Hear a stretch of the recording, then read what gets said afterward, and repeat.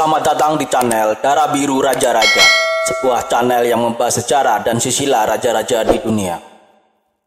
Pada video kali ini kita akan membahas tentang apakah Mangkunegaran itu kadipaten, kepangeranan, atau kerajaan. Pada tahun ini Mangkunegaran sudah berumur 266 tahun. Sudah memiliki 10 pemangku pura. Bertahan dari zaman kolonial Belanda, penjajahan Jepang, dan saat ini Indonesia sudah merdeka dan memiliki 7 presiden Republik Indonesia. Ketika kita membicarakan subjek yang sudah berumur ratusan tahun, maka kita harus hati-hati dalam mendefinisikannya. Begitu juga Mangkunegaran. Karena sudah berumur hampir 300 tahun, maka Mangkunegaran juga telah bertransformasi dalam banyak hal. Banyak yang bingung ketika membicarakan Mangkunegaran. Apakah Mangkunegaran itu kadipaten, kepangeranan, atau kerajaan? Mari kita bahas. Pura Mangkunegaran dilihat dari sudut bahasa. Banyak yang bilang bahwa Mangkunegaran itu pura, bukan keraton. Karena pemangkunya bukan raja, tapi hanya adipati. Keraton atau keraton diambil dari kata ka plus ratu plus an, dibaca keraton, yang artinya tempat bersemayam ratu-ratu. Bisa juga disebut kadaton, yaitu diambil dari kata ke plus datu plus an, dibaca kedaton, tempat datu-datu atau ratu-ratu. Bahasa Indonesia untuk keraton adalah istana. Jadi, keraton adalah sebuah istana. Tetapi, istana bukanlah keraton. Keraton ialah sebuah istana yang mengandung arti keagamaan, arti filsafat, dan arti kultural atau kebudayaan. Dalam Kamus Besar Bahasa Indonesia, keraton memiliki 2 arti, yaitu 1. Tempat kediaman ratu atau raja atau istana raja. 2. Kerajaan. Sedangkan pura diambil dari kata Sanskerta dan dalam Kamus Besar Bahasa Indonesia memiliki 4 arti, yaitu 1. Pundi-pundi dari kain atau tempat uang, kantong, dompet, bursa, dana. 2. Kota atau negeri. Misalnya Indrapura atau Astinapura. Indrapura dari kata Indra dan Pura. Indra artinya Dewa Indra. Pura artinya kota. Jadi Indrapura artinya kota Dewa Indra. Astinapura dari kata Astina dan Pura. Astina atau Hastin artinya gajah dan Pura artinya kerajaan. Harus diingat, lambang kerajaan dari Hastinapura adalah gajah dan terdapat patung gajah di alun-alun ibu kota kerajaannya. 3. Tempat beribadah atau bersembayang umat Hindu Dharma. 4. Istana. Jadi, dari arti kata keraton yang artinya kerajaan atau istana dan pura yang juga artinya kerajaan atau istana, maka penggunaan kata keraton Mangkunegaran atau pura Mangkunegaran itu artinya sama, yaitu kerajaan Mangkunegaran atau istana Mangkunegaran. Lahirnya Mangkunegaran. Keberadaan Keraton Mangkunegaran didasarkan pada Perjanjian Salatiga, ditandatangani pada tanggal 17 Maret 1757, dibuat oleh Susuhunan Pakubuwono III dan Raden Mas Said, yang disaksikan utusan Hamengkubuwono I dan utusan VOC. Isi Perjanjian Salatiga adalah 1. Raden Mas Said diangkat menjadi Pangeran Miji atau pangeran yang mempunyai status setingkat dengan raja-raja di Jawa. 2. Pangeran Miji tidak diperkenankan duduk di dampar kencono atau singgasana. 3. Pangeran Miji berhak untuk menyelenggarakan acara penobatan raja dan memakai semua perlengkapan raja. 4. Tidak boleh memiliki balai witono. 5. Tidak diperbolehkan memiliki alun-alun dan sepasang ringin kembar. 6. Tidak diperbolehkan melaksanakan hukuman mati. 7. Pemberian tanah lungguh seluas 4.000 karya yang tersebar meliputi Kaduang, Klaroh, Matese, Wiroko, Haribaya, Honggobayan, Semboyan, Gunung Kidul, Kedu, Pajang sebelah utara dan selatan. Dengan perjanjian Salatiga ini, maka Raden Mas Said diangkat menjadi Pangeran Adipati yang kedudukannya setingkat raja dengan gelar Pangeran Adipati Mangkunegara Senopati Panoto Baris Lelono Adikareng Noto. Di kemudian hari gelar ini berubah menjadi Kanjeng Gusti Pangeran Adipati Arya Mangkunegara Senopati ing Ayodya Sudubyaning Prang. Perjanjian Pakubuwono II dan VOC. Pada akhir masa hidup Pakubuwono II yang pada saat itu sedang sakit, beliau membuat perjanjian politik dengan VOC yang isinya adalah menyerahkan kedaulatan wilayah Mataram kepada VOC dan VOC akan memberikan perlindungan kepada anak keturunan Pakubuwono II dan memberikan jaminan bahwa putra mahkota Kanjeng Gusti Pangeran Adipati Anom Hamengkunegara untuk menjadi Raja Mataram selanjutnya. Dari perjanjian ini maka status VOC yang di kemudian hari digantikan pemerintahan kolonial Belanda sebagai pemilik wilayah Mataram dan pemilik kekuasaan Mataram disebut Landheer atau pemilik tanah atau pemilik kekuasaan, dan Pakubuwono II beserta keturunannya disebut Linman atau penggaduh atau peminjam kekuasaan dari company. Sedangkan status tanah atau wilayah dari Mangkunegaran adalah tanah lungguh atau tanah apakne, atau kekuasaan Mangkunegaran adalah kekuasaan yang diberikan oleh Pakubuwono III karena jabatannya sebagai Pangeran Miji di Kasunanan Surakarta. Kekuasaan atau wilayah Mangkunegaran diberikan kepada Raden Mas Said, diangkat sebagai Pangeran Adipati di wilayah Kasunanan Surakarta.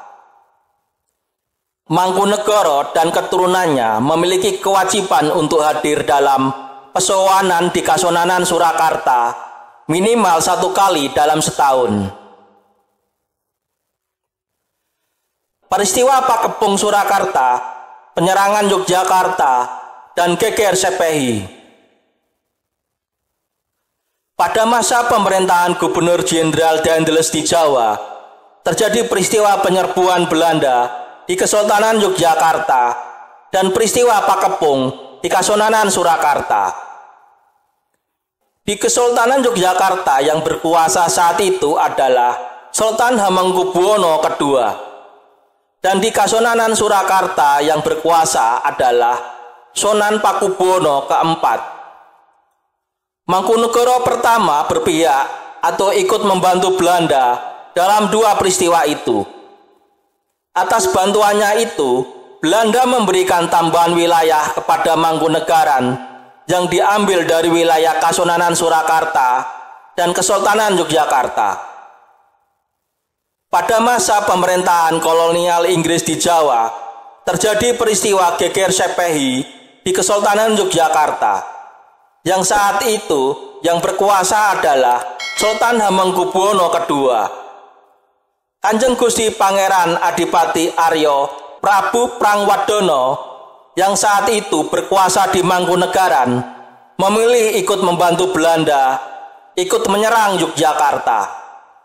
Atas bantuannya itu, pemerintah Hindia Belanda menambah wilayah Mangkunegaran, sehingga wilayahnya adalah yang sekarang menjadi wilayah Kabupaten Karanganyar, Kabupaten Wonogiri, dan Kecamatan Banjarsari di kota Surakarta.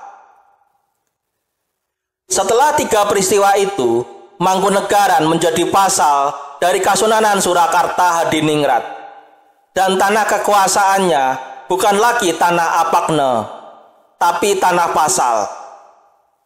Dengan demikian, wilayah Mangkunegaran bukan lagi tanah Kasunanan Surakarta, tapi tanah milik Kadipaten Mangkunegaran yang didapat langsung dari Belanda.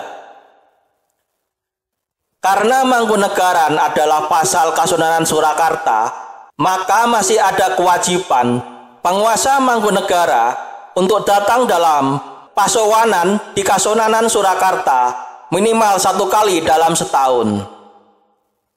Mangkunegaran menjadi kepangeranan. Pada masa pemerintahan kolonial Belanda di Indonesia, semua penguasa Swapraja harus menandatangani kontrak politik sebelum mereka berkuasa.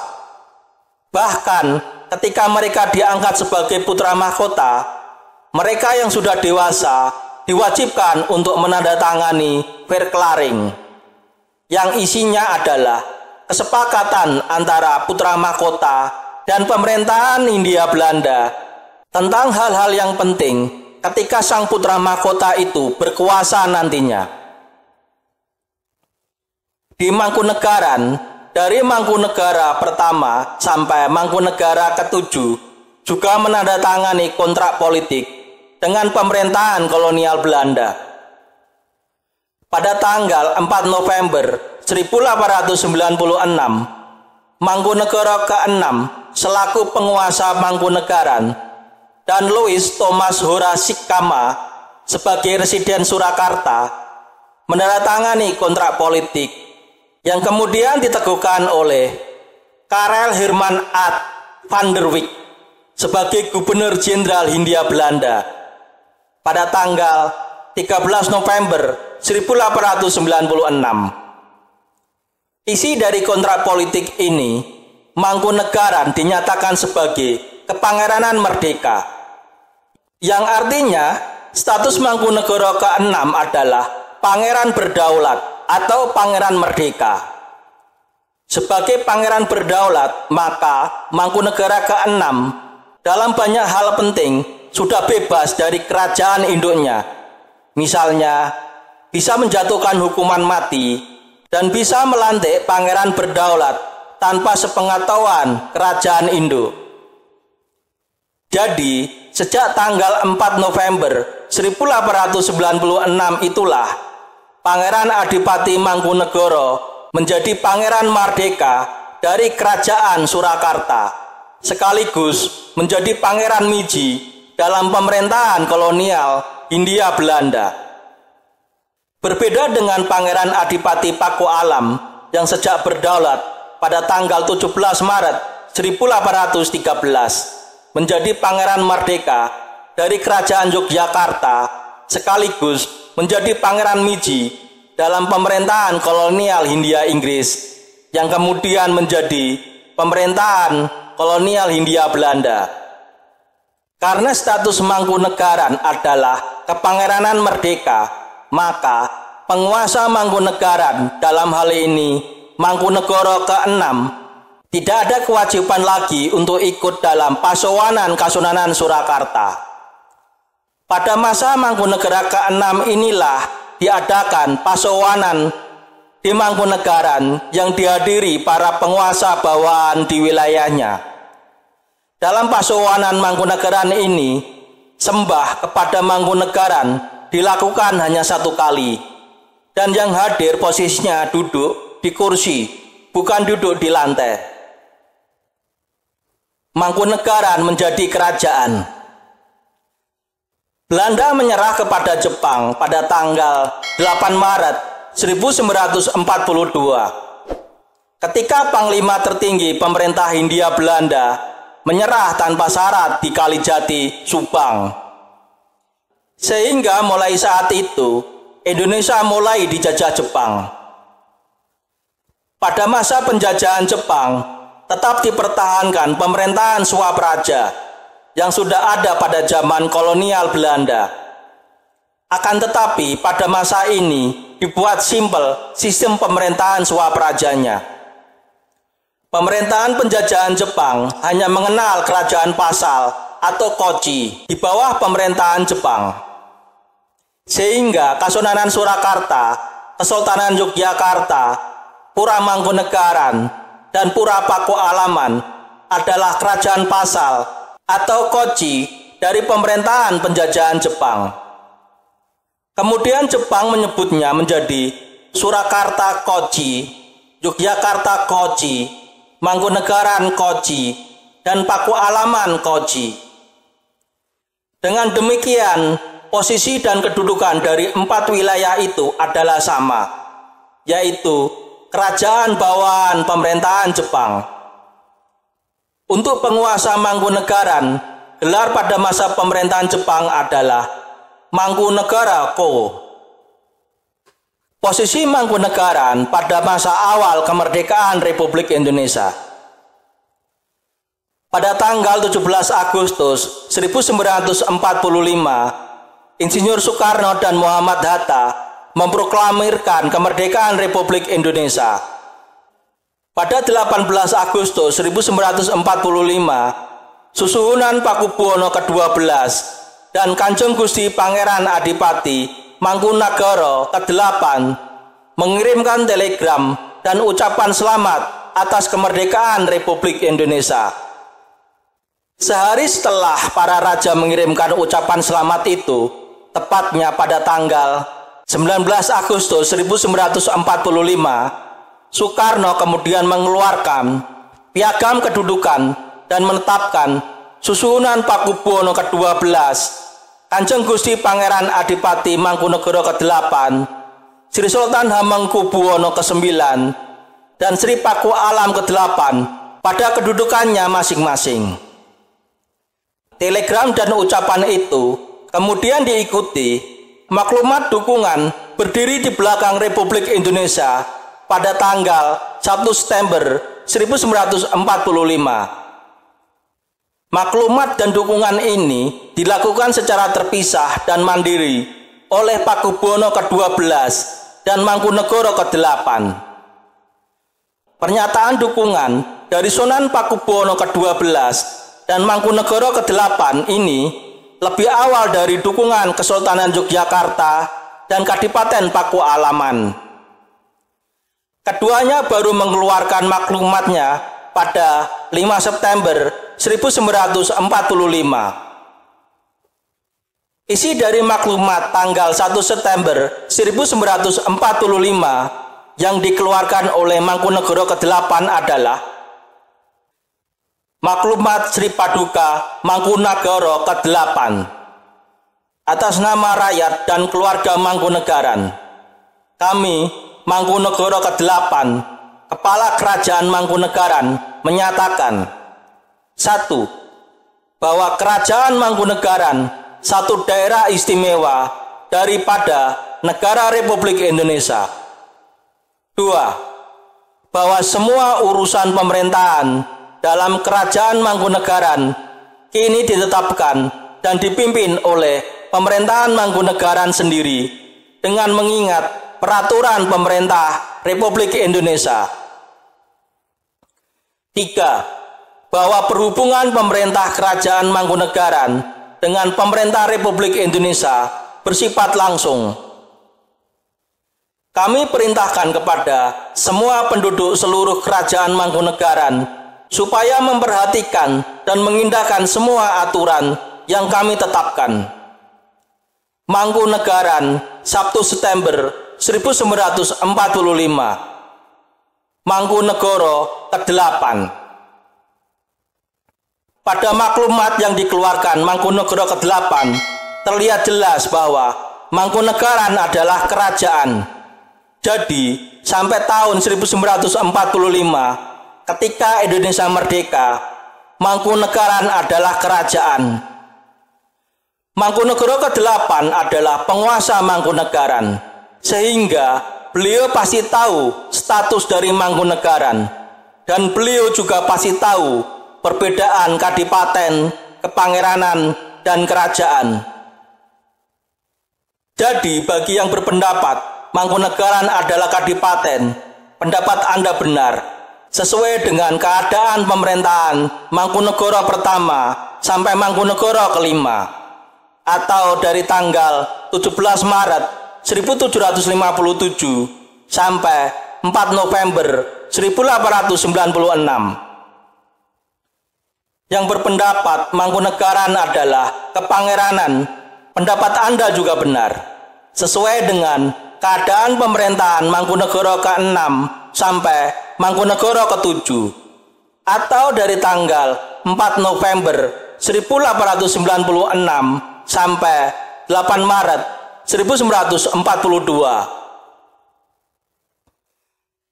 Yang berpendapat Mangkunegaran adalah kerajaan, pendapat Anda juga benar, sesuai dengan keadaan pemerintahan Mangkunegara ke-7 sampai Mangkunegara ke-10, atau dari tanggal 8 Maret 1942 sampai sekarang.